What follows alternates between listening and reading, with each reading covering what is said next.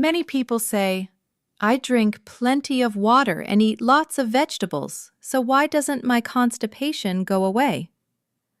In fact, even if you eat vegetables every day and drink plenty of water, constipation can still persist. The reason is that not all vegetables are rich in fiber, and fiber itself comes in many different forms, each working in its own way. Some types of fiber, if consumed improperly, can even worsen constipation. That is why simply eating more vegetables does not always guarantee relief. Fiber is also not the only factor. Other substances play an important role as well. For example, peaches may be low in fiber but contain sorbitol, while lettuce contains lactocarium. Both have strong constipation-relieving effects. Today, we will explore the core principles of constipation relief step by step. The first principle: swelling like jelly. Soluble fiber absorbs water in the small intestine, forming a viscous gel that is fermented by intestinal microbes. Through this process, stool becomes softer, and short-chain fatty acids are produced, which stimulate intestinal movement. Thus, soluble fiber plays a crucial role in improving constipation. Representative soluble fibers include pectin, inulin, beta-glucan, alginic acid, and mucilage. These are abundantly found in fruits such as apples and citrus, vegetables such as onions, garlic, chicory, and artichokes, and grains like oats, barley, and seaweeds. However, not all soluble fibers act in the same way. The beta-glucans in oats and barley are highly viscous, making their constipation-relieving effects stable and reliable. Pectin, abundant in apples and citrus, as well as inulin found in onions, garlic, chicory, and artichokes, gradually modify the gut microbiota and gently support bowel movements. Mucilage, rich in flax seeds and okra, absorbs water, softens stools like jelly, and coats the intestines to enable smooth passage. Alginic acid, abundant in seaweed, absorbs water and swells like jelly, not only softening stools but also binding toxins and waste products, thereby cleansing the intestines.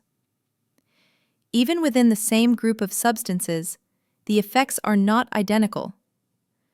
Mucilage in vegetables is generally a slippery, sticky substance, but its resistance to digestive enzymes varies depending on the molecular structure of its polysaccharides and the nature of their bonds. Some forms are broken down and absorbed quickly in the stomach and small intestine, contributing mainly to mucosal protection. Others resist digestion and reach the large intestine, where they retain water, soften stools, and provide laxative effects. Therefore, a high mucilage content does not always guarantee the same bowel-relieving action. Yam is rich in mucilage, but has little effect on constipation, whereas flaxseed contains mucilage that reaches the colon, making its effect much more pronounced. Thus, total fiber content alone cannot determine the outcome, because the final effect depends on molecular structure and on how it is broken down and fermented in the gut. The second principle: drawing in water. The key substance here is sorbitol. Sorbitol is not a fiber but a sugar alcohol. It is barely absorbed in the small intestine and passes into the large intestine almost intact. There, it creates a strong osmotic effect, pulling water from the intestinal wall into the stool. Through this process, hard and dry stools quickly become moist, soft, and easy to pass. Once sorbitol reaches the large intestine, part of it is fermented by gut bacteria, producing gas.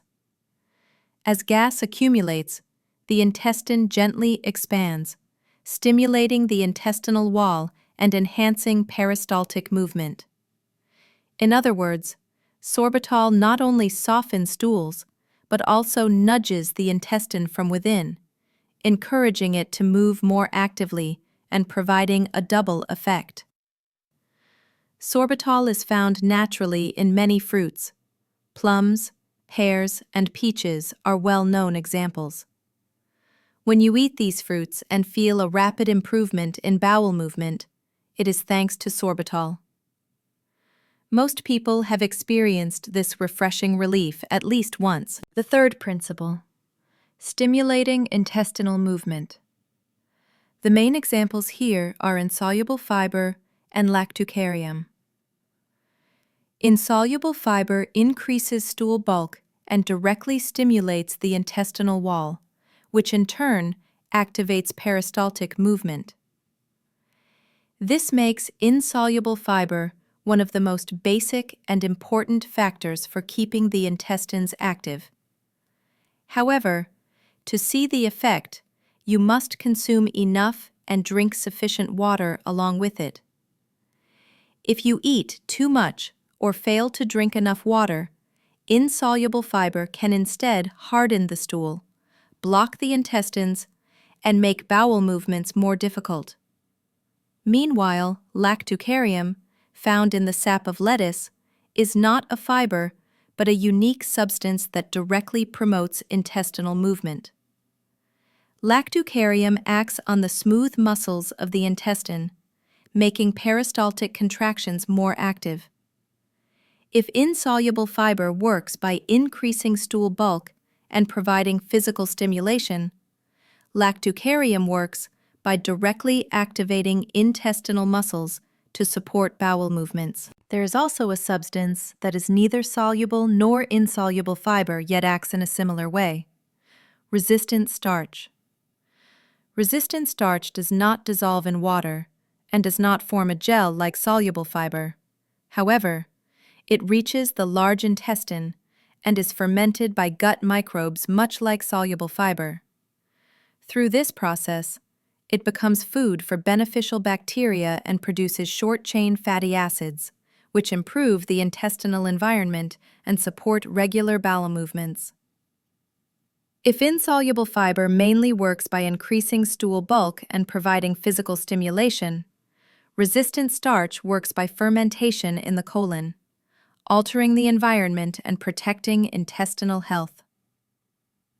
Resistant starch is abundant in green bananas, sweet potatoes, and legumes. However, as mentioned earlier, a high content does not always guarantee a strong laxative effect. The result depends greatly on how it is broken down and functions in the gut. I will explain this in more detail later when introducing specific foods that relieve constipation. If we include health supplements or even over-the-counter medicines, there are many more substances and mechanisms that could be discussed, but I will leave those aside here. When we put everything together, the mechanisms of relieving constipation can be grouped into three main categories. First, soluble fiber absorbs water and swells like jelly. Second, sugar alcohols, such as sorbitol, draw water from the intestinal wall. Third, insoluble fiber and lactucarium directly stimulate the intestine and promote peristaltic movement. In addition, resistant starch, though neither soluble nor insoluble, is fermented in the colon, serving as food for beneficial bacteria and producing short-chain fatty acids that improve the intestinal environment. In the end, what matters most in understanding the laxative effect is not simply the total fiber content, but the actual mechanisms by which these substances work. Today, I have explained the principles of how foods relieve constipation. In the next video, before introducing specific constipation-relieving foods, I will share several important points to help you understand and use them correctly. It will be worth the wait.